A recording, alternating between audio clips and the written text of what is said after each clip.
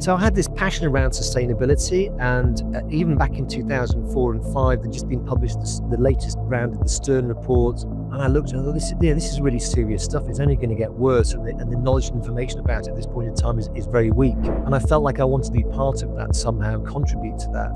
But I didn't have any real expertise. I went and did some studying around it, and then there was a piece of European legislation which was going to mean that every building around Europe, because at that point in time, buildings accounted for about 60% of CO2 emissions, was a very big part of it. And the legislation across Europe was going to mean that every building in Europe was going to need to get an energy certificate over the next years to come. So it's going to create this brand new market, brand new players, of which I decided I wanted to be one.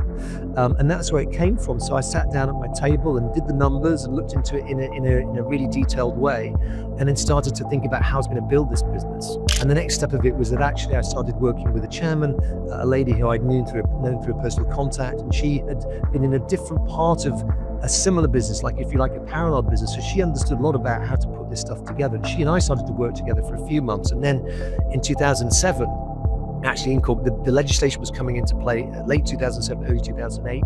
And in 2007, I incorporated the business. And then within 3 months, we already had 150, 200 employees, all up and down the country, all available to do energy certificates.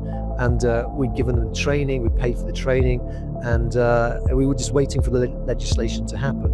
And of course, one of the big key risks of this idea was about the timing of the legislation.